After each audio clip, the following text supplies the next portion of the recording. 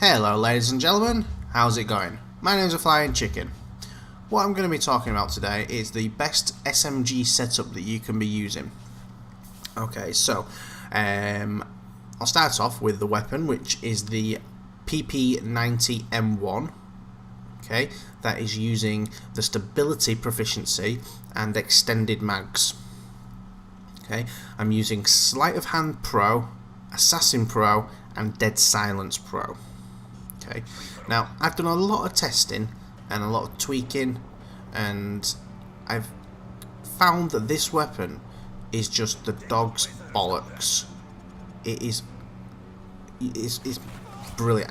I'm lost for words at how great this weapon is. I'll explain why basically. So, first of all, you've got your extended mags. They're pretty much self-explanatory. You come up in a gunfight followed by another gunfight, and you don't have to reload as often. Simple as that. Now, why did I pick the PP90M1? It was because of the rate of fire that it had initially. That's like the main reason, is the rate of fire.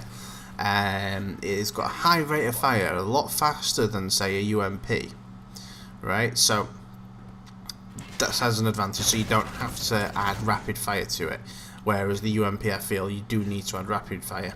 In fact, rapid fire is to this gun's detriment, so don't add that.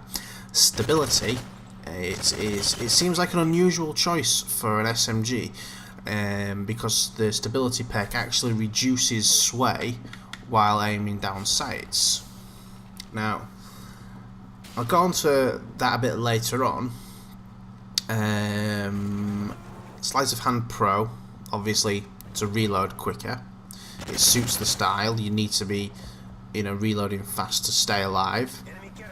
Assassin Pro, I'm basically covering myself from UAVs. I don't want people to necessarily know exactly where I am. I just want them to know roughly where I am, which is why I don't use a silencer as it happens. And Dead Silence Pro, it's imperative that if I hear someone behind me, I can just spin around and shoot them.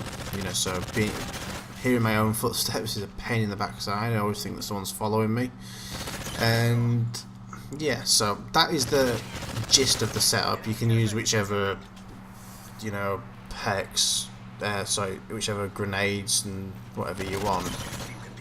Makes no odds, just down to preference really.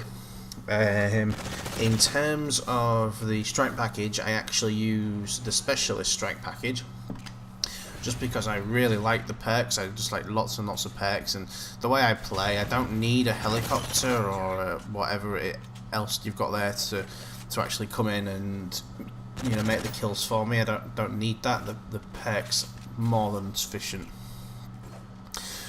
Okay, so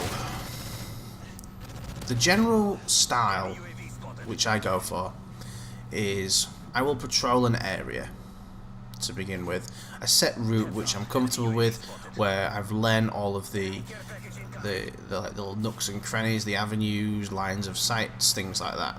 Okay, so that's the first thing. Now I will patrol that in small cycles, and I have other videos out there about the strategy on this, so I won't go into too much detail as to that just now. I forgot what I was going to say. Okay, yes, sorry. Sorry. Yeah, so the general strategy then, on top of the routes, is that if I'm in close quarters, say just around the corner or in a small room, typically I will fire from the hip, right? And this particular weapon, it doesn't have a massive spray to begin with, so you don't need steady aim.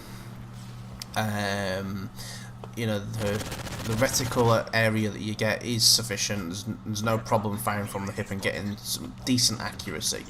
This weapon is quite accurate to begin with, so it's quite useful. And when I'm in like a sort of a longer range scenario, I'll just aim down sights. Now, this is where the proficiency comes in. This is the stability proficiency, which stops the sway when aiming down sights. Now, like I said, I did a lot of testing on this weapon and found that the kick proficiency is actually less effective at reducing the spray sort of area than the stability.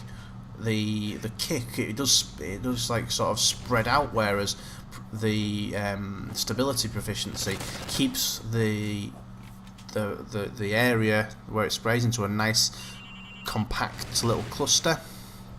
And this is even true at range as well. I'd say possibly about maybe 3/4 of the way of say an assault rifle. So you are going to get a lot of range on this weapon, and you know it's worth giving it a go, definitely.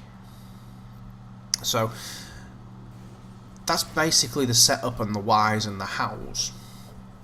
The other thing that I obviously use, which I tell you every single video, is I use a screen target. It's a little vinyl film with a crosshair printed on it. It sits in the center of the screen, and it's advantageous to use. I mean, it doesn't alter any of the game dynamics or anything, but what it does do is it draws attention to where the center of the screen actually is. And sometimes in sort of situations that are a bit hectic and manic, and where someone's taking you, where they've jumped out on from a corner and taken you by surprise, it's really useful for sort of highlighting where you're actually looking, because it's so easy to just like losing your mouse cursor on your computer. You know it's there somewhere and you just can't find it, but for a brief second, you could sort of not be 100% where you're pointing, whatever, and this just reaffirms where you're actually looking. So I'll put a link in the description to those for you to go and get yourself a couple of them, and that's about it really. So yeah, give it a go and let us know what you think. If you found this video useful, click like. If you would like to be notified whenever I put up more of these videos, click on subscribe. Really appreciate your time, guys. You have a good day.